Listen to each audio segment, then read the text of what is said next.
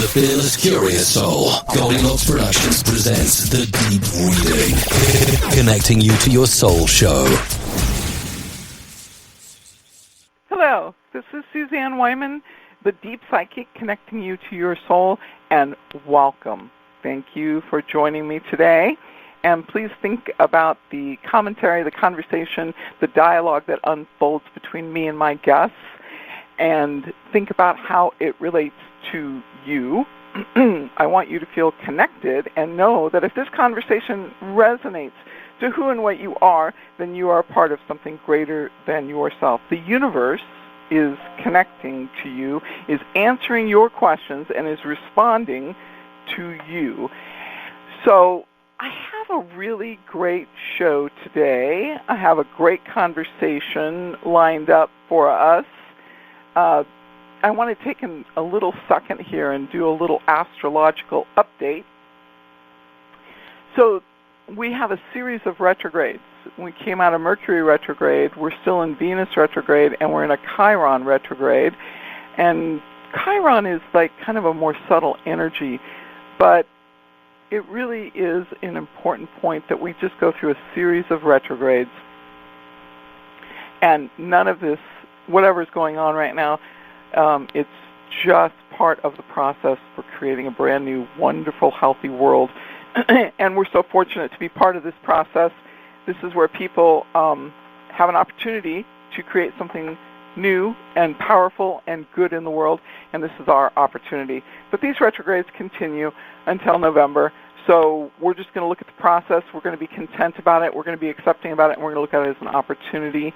And so I've got a couple of people here that are going to have a conversation with me, and let's see if we have a guest from area code, I think it's 808. Hello. Hello, it's Janet and Dr. Sasha, hi. Oh, Dr. Sasha, how are you? Excellent, and you? Oh, really good. So take a Cool. second here and introduce yourself.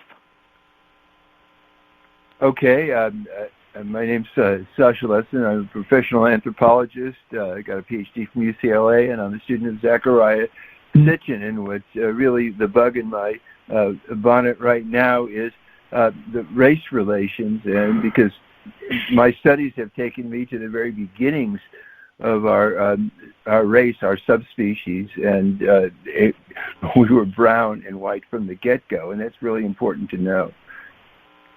Okay. Where are you living today in the world? We live on Maui, where we're locked down, and there's no new cases, and life is relatively normal, but we wear masks and keep our distance. Okay. And you described your education, and you described the interest of your work. But come on, tell us something fun about yourself. You're married to Janet. You're living on Maui, and you're doing your life. But you told, Janet shared in another conversation that you come from, your family settled in Torrance, California. Right. Yeah, Torrance was a very small town when I moved there. Maybe 15,000, 20,000 people back in 1941, and then it was 200,000 people, and it was part of LA. When I first moved there, I would take all these buses to go to the Griffith Park Observatory. It would take me 2.5 hours, and then when I grew up and I got a car, it still took me that long on the freeway to get to the same place. And then you went to UCLA, and UCLA is, it is heaven. Very prestigious. Yeah. It was heaven. It was the best thing that ever happened to me. At UCLA, you're not confined to the classes that you signed up for. You can walk into anything and listen to anything that's interesting. And the professors who sit during their office hours hoping somebody intelligent would come and talk to them, they just sit there. And so I used I loved UCLA. They had to make me leave. It was so much fun. That's funny. It's really interesting because today UCLA is, it's in the heart of Westwood, and Westwood has grown up around it, so there's just nothing but all these skyscrapers. And you feel like you're driving into a tunneled area, and you get into the campus, and the campus now has been organized with the streets that there's one way in and there's one way out, and you really can't change that process because of the traffic around that campus is huge. I mean, just huge now. I spent almost a full year? No, it was, it seemed like a couple of years, but it was probably like 18 weeks I spent with a girlfriend who was waiting for a liver transplant. And I learned more about coming and going in that zone and how beautiful it was. But what incredible educational mecca that spot has become for the entire world. So it's a great story to listen to you talk about when you went to college there and how it changed your thinking and it changed your world. It was a little. It was called the Village, and everything was. There was nothing higher than 2 stories or so. They all had little points. Came to points. Oh, well, I'm telling you, today you would not recognize that zone. I mean, it's still really incredibly beautiful, and there is like one little section of it that is referred to as the Village. But the rest of it is just, it's just huge. But, so tell me where I was raised in Torrance. I was born at Torrance Memorial, and I was raised in Torrance. Oh, so was I. Wow, far out. That's where I'm far from, out. Yeah.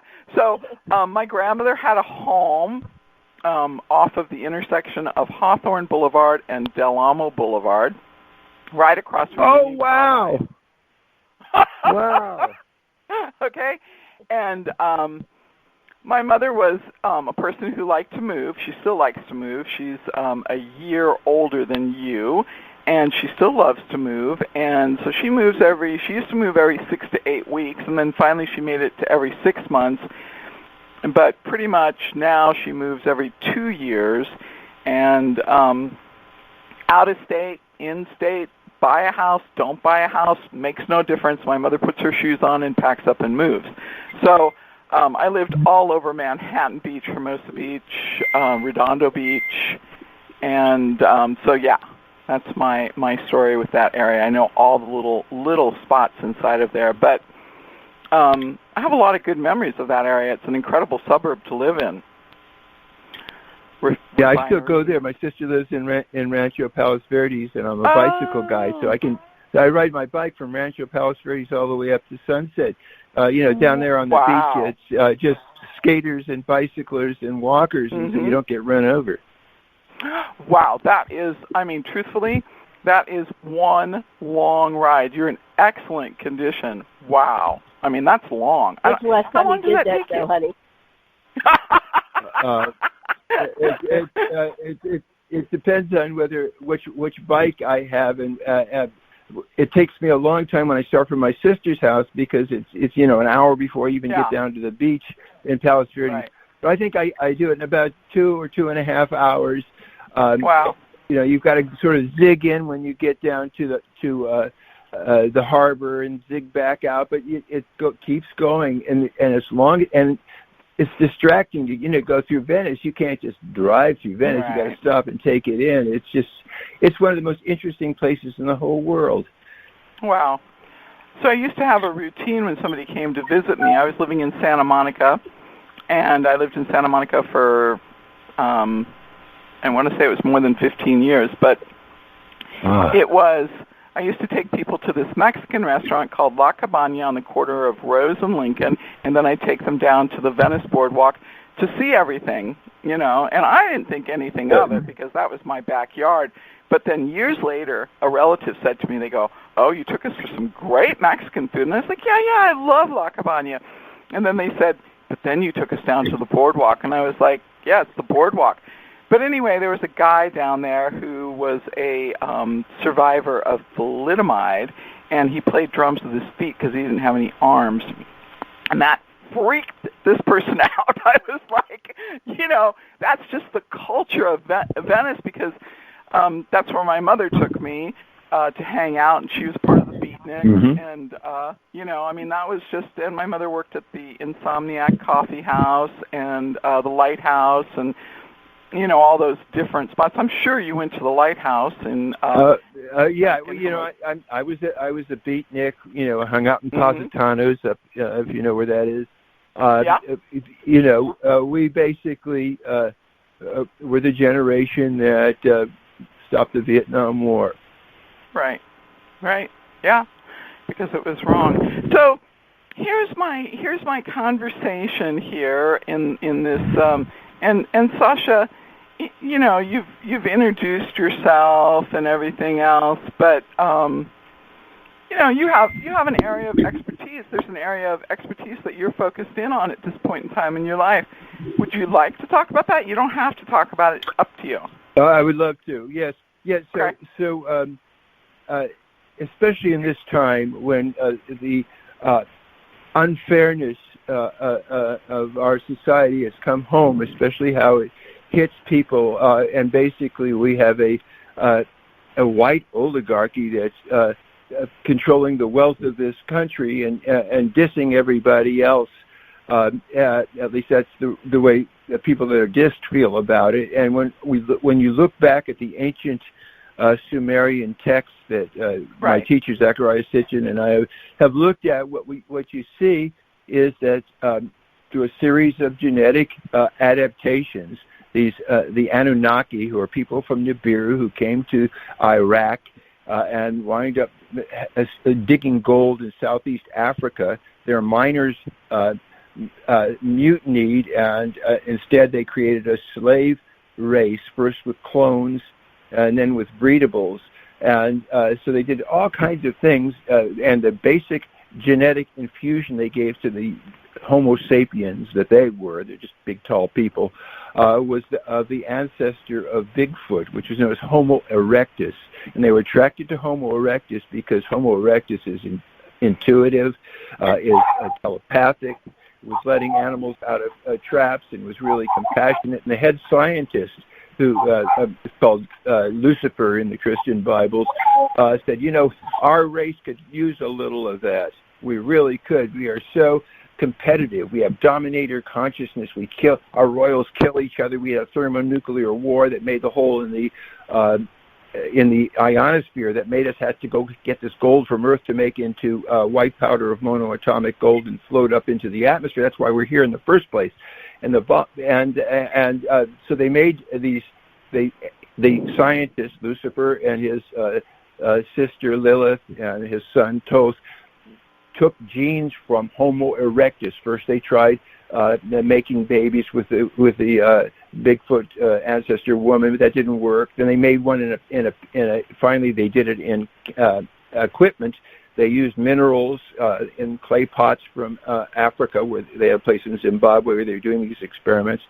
And then they decided they needed the mitochondrial DNA, and so Lilith had the first of our species.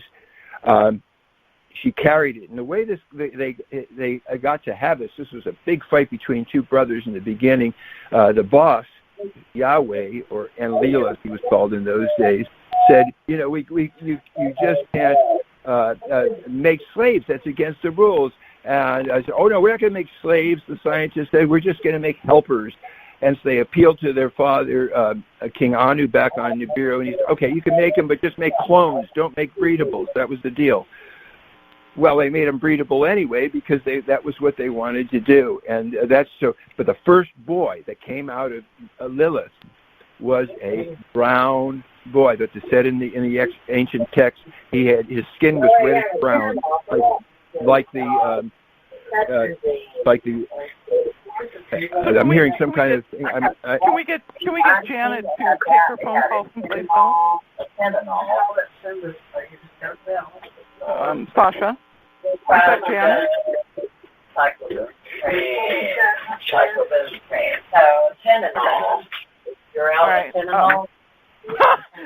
Are you there, Sasha? Yeah, I don't know what's happening. I just hear a bunch of talking, and I don't even know if I've been recorded or anything. Is that Janet talking to somebody? No, we don't know what that is. So, someone on your phone or something? That's me. Take that. That's hold on. They can hear me. Oh, Teresa. Oh, TJ, we can hear you. Oh my God. Goodness. How'd I get on y'all's, what? How can y'all hear me? How can they hear me? I don't know. You have this magic. Is hi, Janet. Hi, Sasha. What are y'all doing on my phone? Hi. What are we doing? Okay, Tiffany. We're on a radio show, but I didn't know how. I don't know. The world's weird. Ask Sasha. Sasha will know. Sasha, why am I on your show? I don't have any idea. Okay, let me go to the other room. Oh, my God. All right, Stephanie's going through my... I'm sorry, Sasha. Oh, our Janet, our Suzanne. I don't know why. No. I couldn't figure out what it was. All right, well, hi, everybody. Yeah, we do shows together, y'all. Suzanne, Janet, and Sasha. I hadn't talked to Sasha in at least a year. Happy birthday, Sasha. Hey. Oh, he left for a second. Damn it. Janet? Oh. Yeah, I don't know how it took and flipped you on because you told me to call in earlier, but I didn't do it. Remember, you told me she wasn't answering to call your phone, but I didn't do it. Okay, and so they, the person, my producer, who's behind the lines, Teresa, says that your phone call is coming through one of our lines. Okay. So you're not showing up on her board. So I have no idea how that's happening. But did you tell her that Janet wasn't answering and to put me on? You must have told her to. I did. I told her that I was going to have both of you on. So. Oh, okay. Well, hi, Janet. We're both on the same show. That's not new. That's old news. Okay. Hi, everybody. I'm Teresa J. Morris. I'm Janet's partner in crime. Okay. Leave it at that. Okay. Really good. All right. And tell everybody what you do. Oh, we do radio shows together since 2012. She and I introduced the Ascension Age. I do books. I'm an author and producer and publisher, and she is too. And we decided to syndicate Stargate to the Cosmos with she, Dr. Alexander Sasha Lesson. And when I met them in 2017, we all agreed to help each other write and do things and promote Ancient Cultures Origin and Alien Contact Organization. And she and I also have a UFO Secret Space. We have a lot of social media groups. So we're just out here helping people with different little clicks, social media stuff. Now let's see how Janet figures it. let's I'm gonna pause the conversation with you, and then I'm gonna come back to you at the end of the show. So listen in with us, and then I'll bring you on in the last 20 minutes of the show. How's that? Is that okay? Great? But yeah, I'd like to say hi to Sasha before he leaves. Okay, great. I'll bring you on at the end, and we'll go back to Janet and Sasha, and I'll bring you at the end to wrap up the conversation. Okay? Yeah, and apologize to him because we didn't know if Janet was coming on. I think that's what happened. But I didn't have anything to do with it, so I just heard y'all yelling I heard Sasha's voice saying something about somebody on, so I picked up the phone. That's all that happened to me on this end. You have magic. You have magic. So I guess we all do. Yeah. Yeah. We all right. All right. I'm put me on. Do I mute or do you mute? I don't understand. You can mute. I'm going to put you. I'm going to mute. Ask her. Okay. Mute. Okay. Mute. Okay. Muting. Oh, Janet, are you there? Janet? No? No, Janet. Okay, so let's see where she is. Okay, so they dropped for a moment, but they'll be back. So it's a brand new group of people that I've been introduced to, and we have people that have become experts in understanding how the UFOs work. I know nothing about it. When I listen to somebody who's an expert, I think, oh my gosh, I know nothing. And I have studied the hieroglyphs of Egypt and the hieroglyphs of Sumeria, and I guess Sumeria is considered the first civilization in the world that actually had a written language. and their hieroglyphs, very little of it is left, and there's people that have become experts on studying the hieroglyphs of Sumeria and Egypt. And then Dr. Sasha Lawson is talking about how the UFOs took and populated the Earth. And so it's a great conversation, and I'm looking for, they said that their call dropped, and I'm waiting for them to call back in, and I don't know. Okay.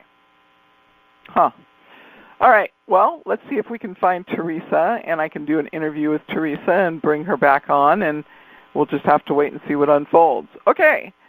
So let me see if Teresa is still on the line, and what can I do, and we'll just go from there.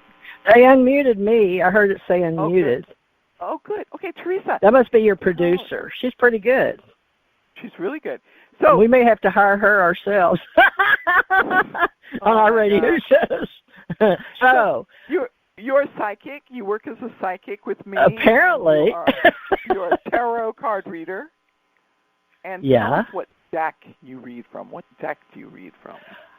It's 2 or 3, just the generics.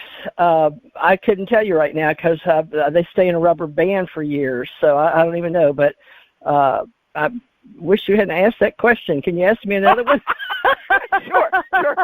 I'm not that psychic. No. You are. I'll have to go look. Psychic.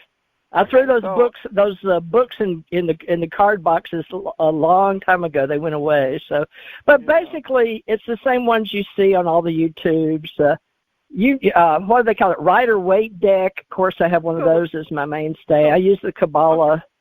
Yeah, that kind of stuff. The Rider-Waite deck was the first time that they took the minor arcana and put it into a picture form. That was the very, very first time that was done. Up until that point, the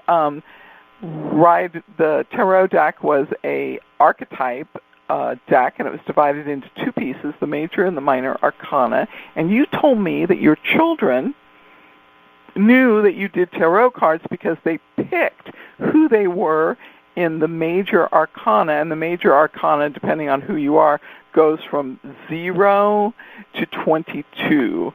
So that's it. And so there's the archetype pieces, and it wouldn't matter if you studied Jung or you studied the Tree of Life. It would be a situation of where you would learn the archetypes. So that's the Rider-Waite deck, but you have a Kabbalah deck that you work from? Well, I use the Tree of Life because I used to teach it in Hawaii years ago, but you're asking me technical questions that I've never been asked, to be honest with you, because I used to teach. But I can't remember because that was back in the 80s to 90s when I was on my spiritual journey in Hawaii. But I do know that my children, apparently, I think that story comes from, I thought, because folks, as we get older, it's been 50 years, what can I say? I'm going to be 69. But what happened was I was talking to Suzanne, and Suzanne's opened my chakras up, everybody, to explore. She was on a show with Janet, as a matter of fact, on another show we do on Friday nights, and I wound up on the hot seat, which I wish Janet and Sasha were back on here. I don't know why they fell off or whatever happened, but during the time, it made me remember things, and then I started putting the dots together that, wait, I didn't just start when I'm telling people I started in 84, because before that I had a life, before I did readings in Houston, and went to Unity Church and the Gold Pyramid, and met Stephen Halpern, and I got ordained in the church, but it was before that. So that's where what you're talking about came in, was my children were with the first 13 years with my husband before I divorced him.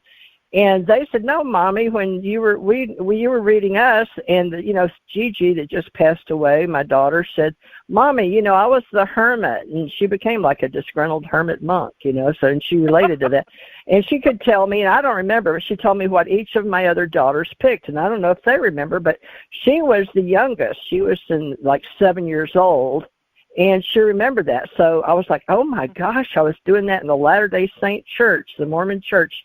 Oh, and then I started remembering all these horrors because they were like came and got, they were like, oh my God. It's like, but they were, they got some interesting things about extraterrestrials and Kolob and, extraterrestrial stuff and, all that too. So, but I was just shocked. So it's funny that you brought that. Why did you bring that up? That's amazing. But yeah, you helped me, find pieces I'd forgotten about myself. So what do you call that? That's something that you're really good at, is helping people remember. What is that? Yeah, awakening their energy. So we used to refer to it as, some people call it soul retrieval. Other people referred to it as regression therapy. It's gone through different evolutionary cycles. Some people call it hypnosis. I don't do a hypnotic technique, which is the one where they take and they put you on an elevator or they take you down a staircase. I don't do that method.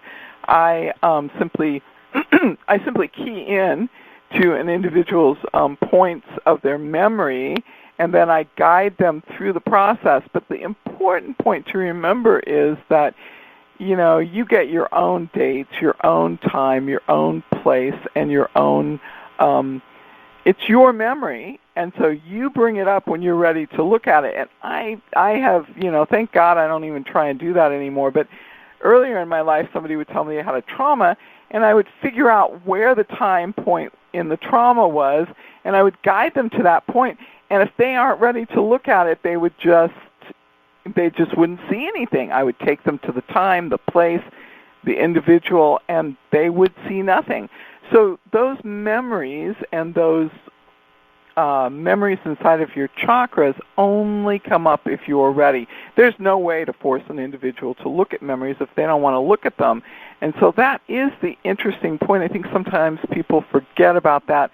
I read a lot of books on soul retrieval, and it's just not my focus. I don't focus on it that way. I just focus on it that you have memory of everything that ever happened in your life.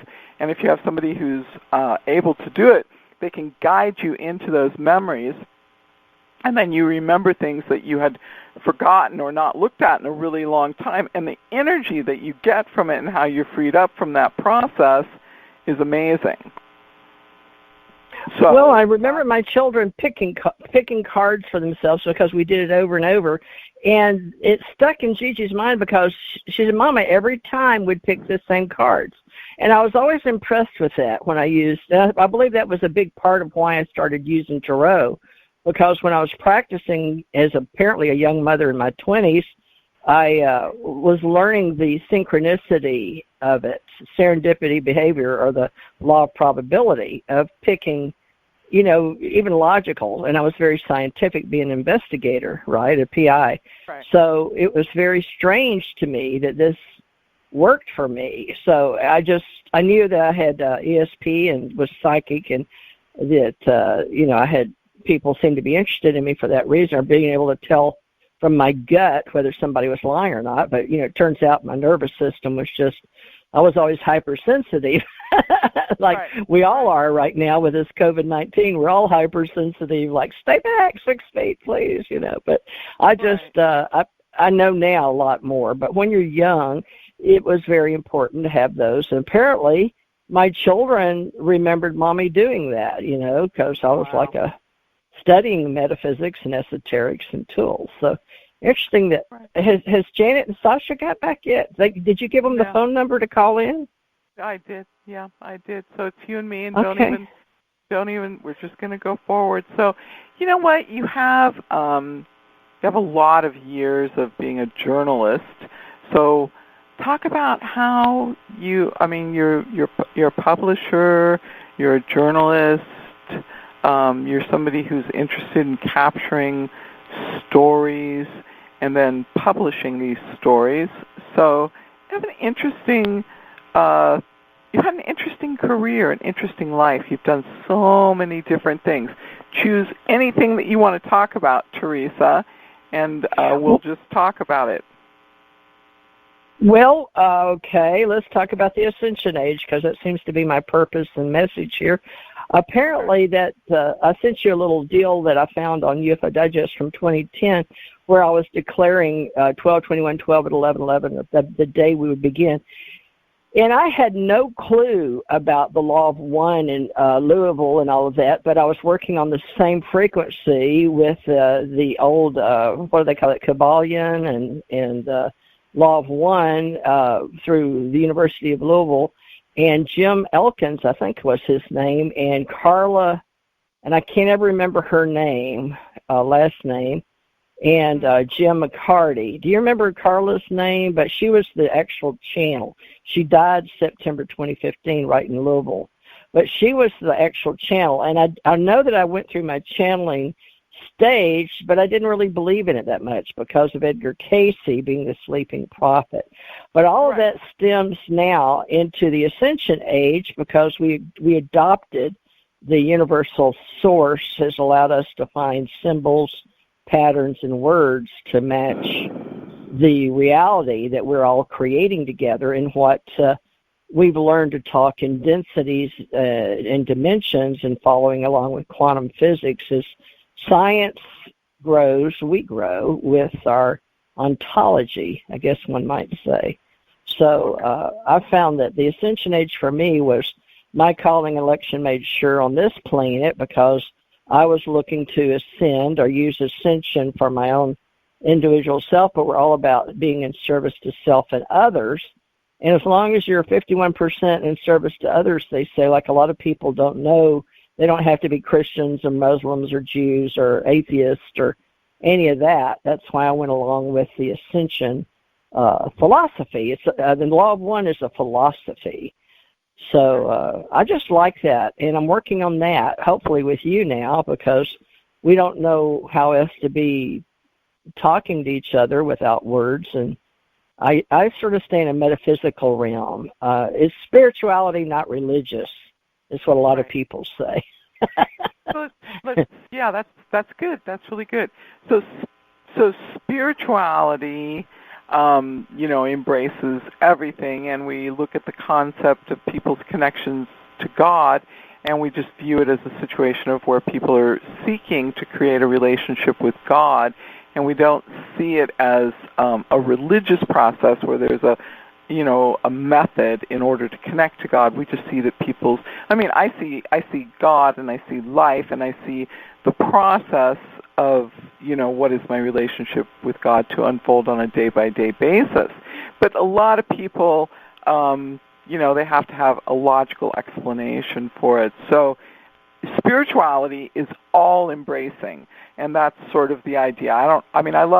Personally, I happen to really enjoy the saints that come out of the Catholic Church, because I love how they documented their miracles and what they consider to be miracles, and how they are very comfortable with the manifestation process. Like there's a saint, and it's called Little Teresa, and the way she gives you a message is that she leaves you a flower.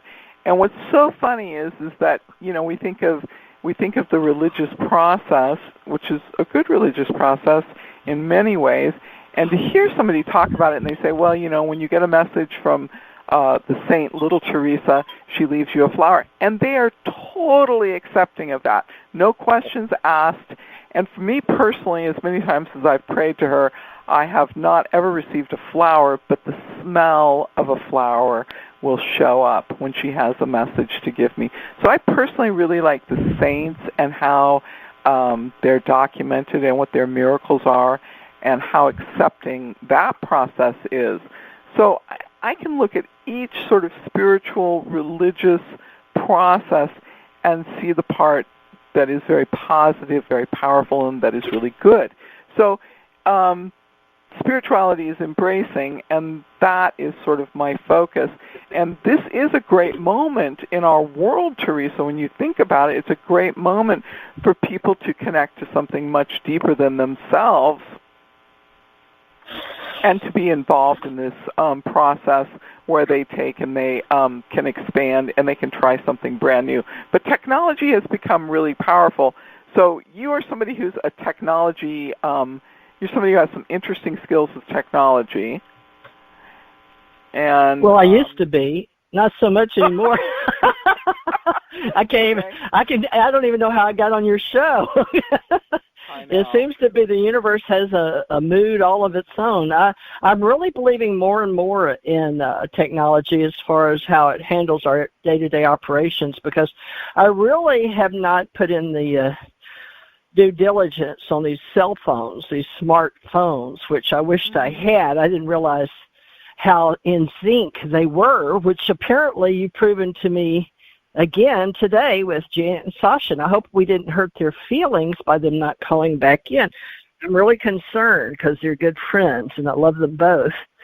But I don't know how that happened. But yeah, technology is the way of the future. AI, we can't deny it. It's who we are in the future. In some arenas in the spiritual world, we believe that we're already doing that, because I don't know if you listen to science festivals or whatever. I'm really into science or quantum physics, but I also listen to Eckhart Tolle, which, you know, your husband, Richie Rich, is all about, right? He listens to, which you just told me. I love Eckhart Tolle. He's so interesting. I mean, well, if it wasn't for technology, right? If it wasn't for technology, I wouldn't know who he is or was or is. He's still alive, right? I'm saying, I don't even know. No, he's still alive. And Eckhart Tolle, when I listen to his material, I have to listen to it again and again and again.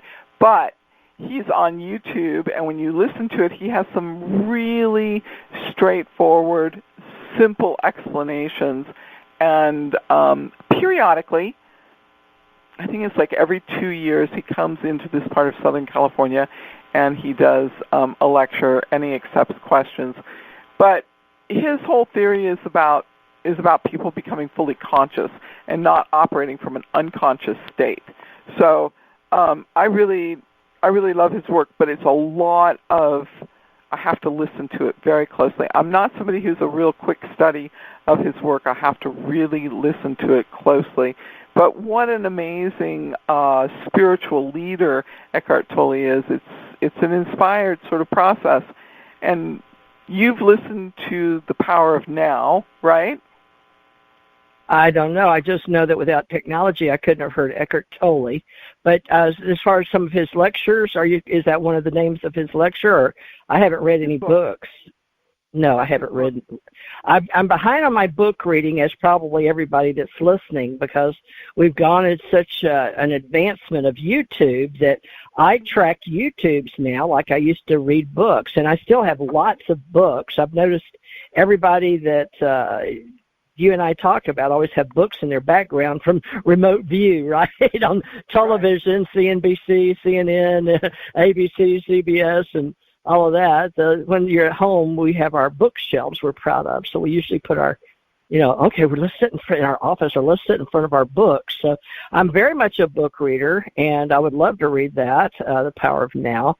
There's many books I want to read, but that point is, you brought it up in technology, but my point was there's so much good spirituality, or people out there that have lived and are willing to share their experiences that we personally would. I didn't even know what Eckhart Tolle, or how you spell it or how you say it, and so, and I'm a visual person. As a psychic, I see videos in my head, so I don't know. I prefer to see things in my head, and I saw it, so I think it's a wave of the future with technology, as we're going not only audio but video. But I think we'll always have our radio, because so many people don't really want to be out there on the tube, so to speak, on the YouTube right now, until we have a whole bunch of YouTubes for individuals. So it is, okay, so like it used to be, you had to go and buy a book, and then you read the book, and if you wanted to look something up in the book, you had to go get the book, and you had to take and find the information. Now they take and they do the books, and they do them on an Audible, and then Eckhart Tolle's work of The Power of Now is on YouTube, and it's also in a CD series. And then, so now people are taking their books. they put them onto CDs, and you listen to these books, which is easier. But here's my problem with it. I have to take and have a book to go back to and be able to look it up because I have a great memory, and I used to be able to memorize books, but I forgot a key point. I have to be able to take and remember what it is that I'm focused in on. So I memorized Joy's Way, which is Brew Joy's book, and that's considered kind of an old, book. But I used to memorize books, and then I thought, this is ridiculous. All I have to do is remember what tangent is inside of a book, and then when I go to the book, I pull it out, and then I find the piece of verification or the words to a thought or a premise that I have, and I did it that way.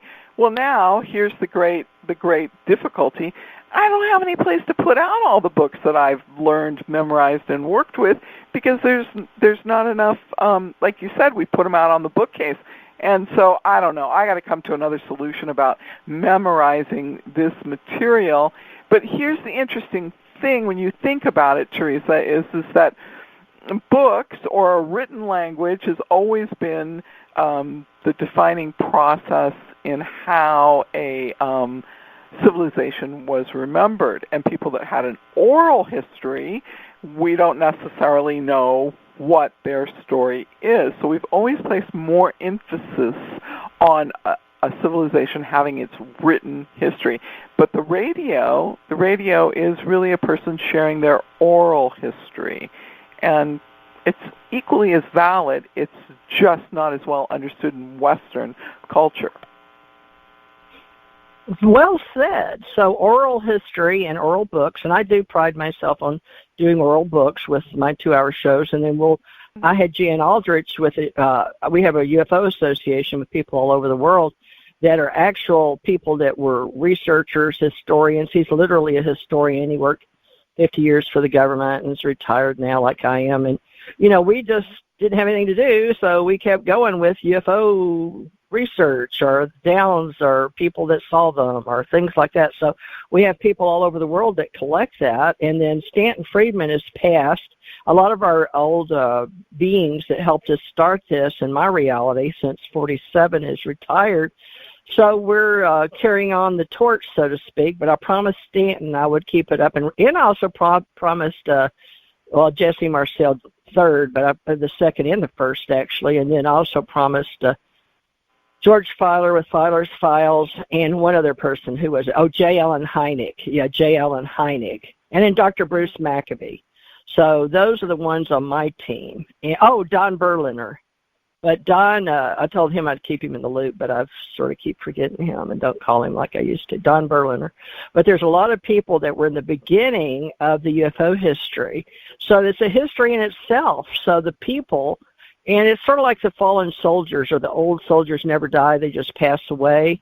But the historical archives, we don't have enough money in the business of the government to keep all the what I used to do. What was I? I was in Navy Federal. Let's see, what did I do? Oh, they called it microfishing. I don't know if people may remember, but we used to take hard copy and we'd take a Kodak machine. I don't even think Kodak's in business anymore.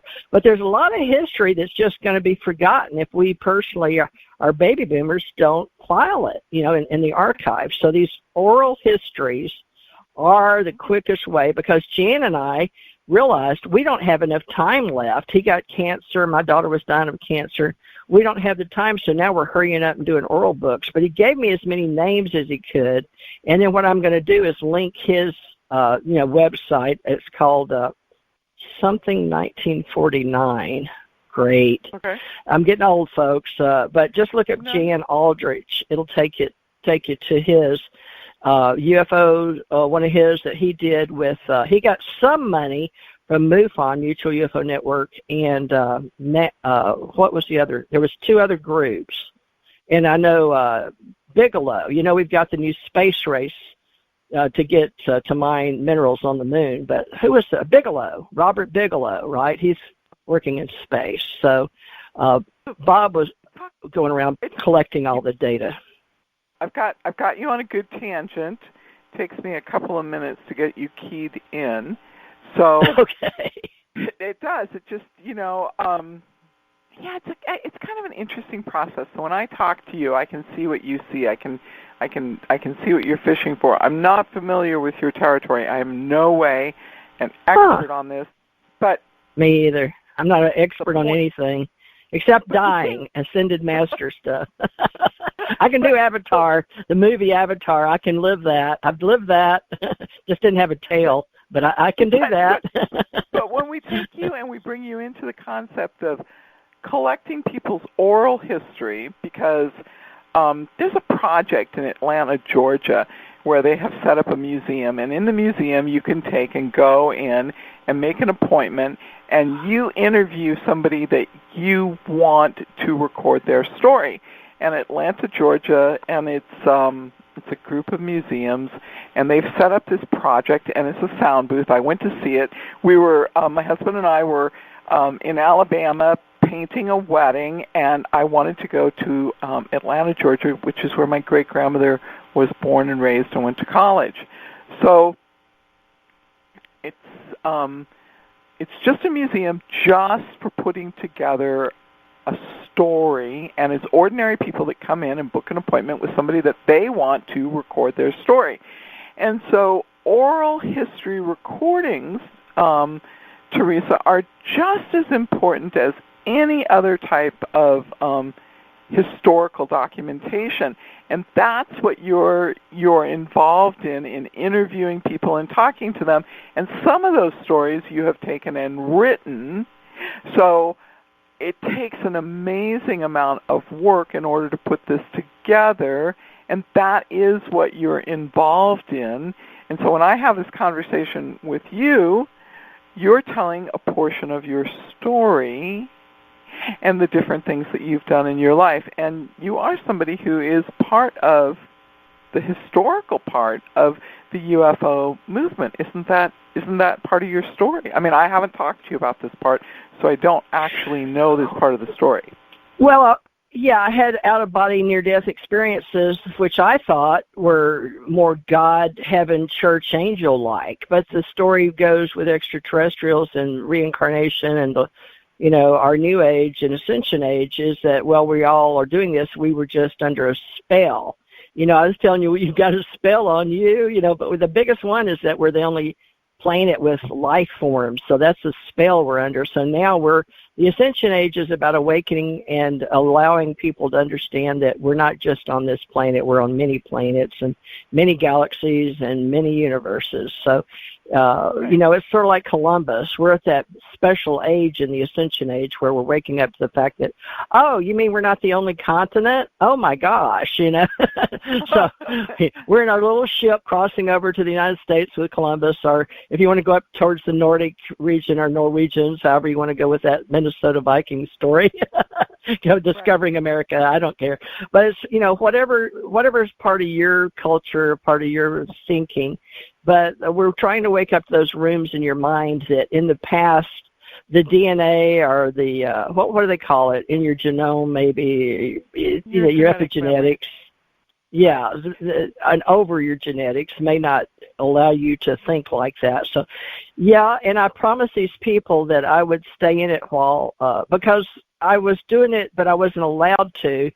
Undercover, you understand what I'm saying when you're undercover. Right. I had Assured Confidential Investigative Reports, and the whole name of my business is Assured Confidential, right?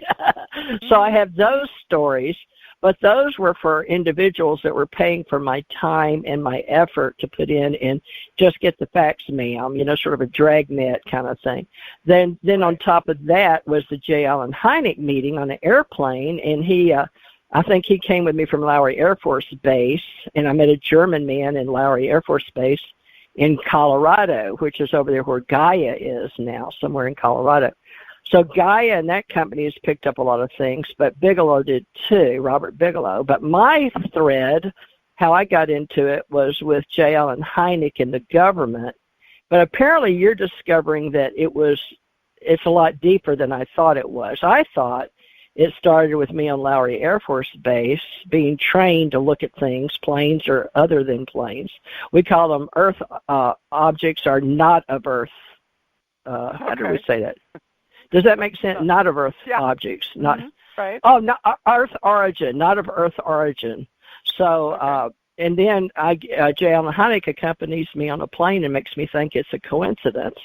But now what we're doing is discovering all my serendipity synchronicities with Deborah DeFranco, Suzanne Wyman Flynn, and Janet Carol-Lesson, and Karen. Karen's a part of this too. Karen Gresham Nichols. So we did those shows, and it's like, oh wow. So I'm just as much like everybody else. You think you're awake and aware because you're spiritual, but there's the body talking to you that has been able to hide something. We don't understand the brain, so we're all studying conscious mind, body, spirit, and how it all works together, right? So you became important because you have the way to discover what you call the soul something. I wished I had it. I was just here as the messenger for Ascension Age, and you're here soul to help people like me when I'm both human and extraterrestrial know it, and you blend it together. We bring out the memories, and so so the interesting thing is that when you do the work and you help somebody see those memories, and it only works if you're ready to look at the memories, is that your energy, your vitality, your ability to be awake and to be more functional returns. So when you actually look at how the brain works and the neural net that forms, we used to say that if you got to a certain age, there was no way to form a new neural net. We used to say that was it. And then somebody said, well, okay, maybe that's true, maybe it's not. Why don't we just try? And surprise of surprises, you can form a new neural net at any point in time in your life. And so memories are connected. And people always say, well, if it takes more parts of your of your senses to do something, the better your memories are. So that's why, like, riding a bike never goes away. You have to be able to balance. It takes your hands. It takes your feet. It takes everything inside of your body in order to ride a bike. So and it's not just your motor nerves. It not just your motor nerves, but there's nerves on your heart. There's all types of brain, neuro, gut, brain. It's not just your brain memory, it's your gut memory. Right. But keep going with that thread. So what we do is that we try and get people to understand that when I took you through those memories, which you were completely ready to do, all of the energy that had been blocked sort of came forward, and you had a sense of freedom in that process. But you made me feel like it was okay and that it was time or something, which I didn't know because nobody ever asked me. So, they say he who asks the question knows the answer, but I didn't know I knew the answers. And but you are a good facilitator. So whatever you do or whoever your teachers were, whatever you learned, I went through Dr. Laura's session and a guy that started holodynamics and, of course, inner workings. And I never took remote viewing where they put something in an envelope and make you guess it or anything. I was just looking for understanding. I had psychic abilities. But I didn't do the Army research. I was one of the psychics on the Stargate Project with Jan. We were the ones out on the civil side looking at the people in the circle at the Army or in the office back at Fort Meade at the desk, looking at them. So we were the psychics being used to spy on the psychics. If that makes any sense. Yeah, that makes total sense. That's the thing. Okay, so let's see, what time is it? I've lost track of my time. Okay, we're down to our final 6 minutes. An hour goes by super fast, Teresa. It's just like we just start talking about the things I want to talk about, and it's time to wrap up the show. So here's the theory on how our mind works. None of the memories ever go away, and I was taught on how to take and retrieve prenatal memories. But I think I have kind of a remarkable memory just to begin with so I could learn these things. But I have full memory of my dream state, and I have memory of being in utero and dreaming and the awareness that I was a spirit that had been brought into a body. So they say that means something. I never knew that it meant anything, but they say it's the awareness of consciousness. So if you have I agree. Okay. I agree with that philosophy. So somebody can show you how to get your memories, because once I touch onto a memory, I don't know what other memories within you are associated with that memory that I take you through, and then the process just unfolds. So I've had. But then it feels like you do it feels like you mind meld as like a Vulcan, you know. I want you to give Dr. Sasha Lessin another chance, folks, because his Anunnaki books and his work with Dr.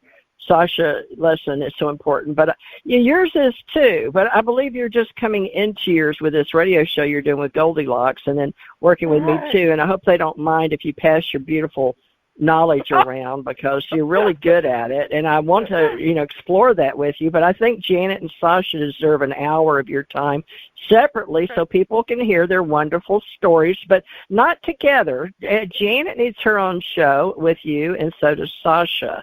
But you have this beautiful ability to bring out the soul level. We've got to come up with a name for that, because this isn't like Janet's interpersonal relationship, transpersonal psychology stuff. This is, and I believe she knows that, but Dr. Lessin took something around the world, and I don't think he had a chance to discuss that. He's brilliant. I love him. He's the most compassionate, fun-loving, and they like to say they're old hippies, but they did a lot of television up and down the coast of California, and they helped a lot of couples. They're very good at what do they call it, interpersonal relationships, especially marital counseling. But he's also helped some of my veterans. I call them mine because I relate to veterans. I identify as a Navy veteran, but I help the VA and AMVETS. So he helps my people through the veterans, and they'll occasionally send him one through our government. So he's on that list of excellent Master Psychology University, UCLA people that can help people find their pain. So, Teresa, tell people how they can learn about you and how they can look you up. Tonight with you. Tonight. No. Do. Yes, we'll do that another Call time. Suzanne. Talk about how they can read about you. So my point with talking about the memories, I'm going to do it as quick as I can, is that once I touch into those memories, I don't know where those memories go inside of a person, and they go lateral. And I've done this work on myself where memories unfolded for a full year afterwards.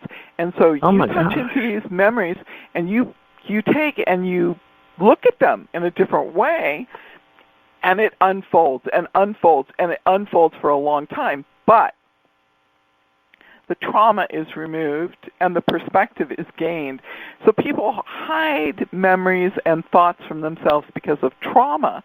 And what I'm able to do is to guide them back to those memories and to see them in every single perspective, gain the awareness, and then once they touch those memories, it's like what you said to me. You go, I hadn't thought about that in years, and I remembered the following. So that's how the process unfolds. I don't have a name for it. It used to be called regression, and things change. We used to call it ESP, and now we call it intuitive. Things evolve and change. But I want you to tell people how they can read about you.